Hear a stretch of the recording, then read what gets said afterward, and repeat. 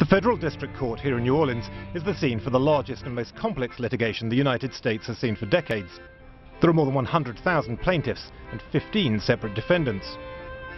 The court papers, if they were printed out, would make a pile 4.5 miles high, and at stake are tens of billions of dollars in potential damages and penalties.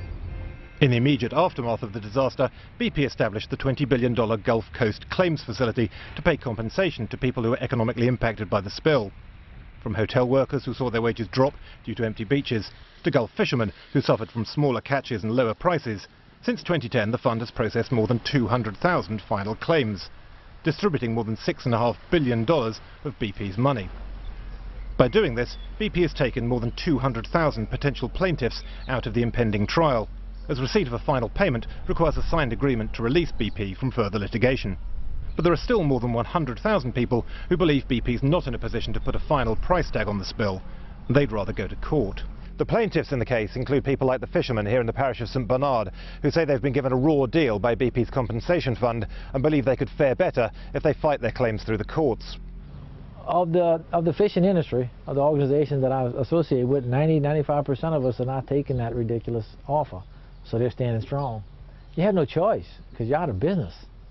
You know, and I've got to be compensated as they promised to do, make it right, but compensate my real losses and my real impacts.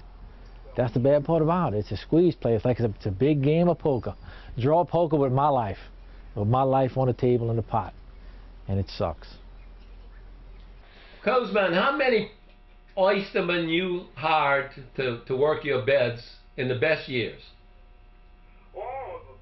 Having represented plaintiffs in some of America's largest class action lawsuits, seasoned tort lawyer Daniel Becknell sees a dangerous precedent for those opting to go to trial. Think of the Exxon Valdez. 20 years these people haven't been paid. And why? Because lawyers took it to court and were trying to get $50 billion worth of damages and punitive damages. And in the end, what did they get? They got an average of $15,000 a person. Well, Exxon was willing to offer them $50,000 a person right in at the get-go. So did they come out ahead? No. Did the lawyers come out ahead? No, because a third of them had already died. A third of the plaintiffs had already died. So it doesn't make a lot of sense.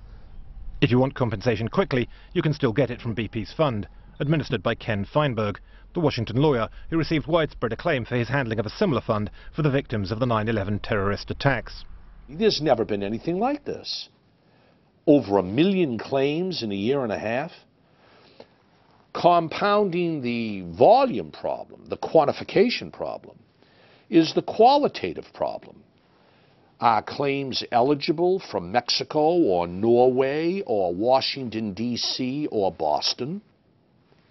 Are claims eligible when they're filed not by fishermen or shrimpers or hotels, but by dentists, chiropractors, veterinarians, everybody in good faith blaming the spill for their damage?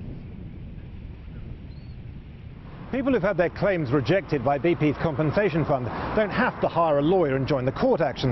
They can come here to the Mississippi Center for Justice, which provides free legal advice and support for people who want to pursue their claims with the fund.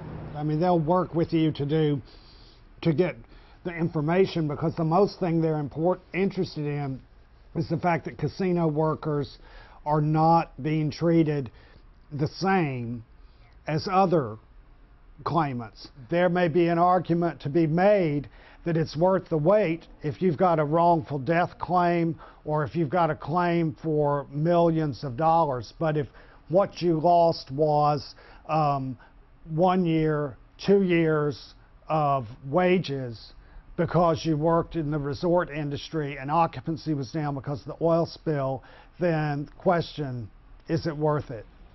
You could easily argue that the Gulf Coast Claims Facility has been a great success. There are now many more people who've taken a final payment from the fund than there are continuing to fight it out in court. But there are still thousands of people like George Barisic, who says his real losses were more like $2 million than the $25,000 he was offered by Ken Feinberg's fund. It won't even pay for the expenses I got just to keep the boat going for a year, just to keep it afloat, just to maintain it for a year, much less what I'm going to lose in 7, 8, 10 years. When I testified 3 days after the spill that this could be worse for us than Katrina, people thought I was nuts. But look at the long term. It already is financially. Because Katrina had to start and a stop. So they're coming back. We're not even stopped hurting yet. Even once the trial ends in a verdict or in a settlement, it won't mean that everyone can just draw a line under the Deepwater Horizon disaster and move on. There will still be many people who feel they haven't been given what they want or what they deserve by BP. And the full effect on the environment, on the wetlands and the fish of the Gulf region won't be known for many years.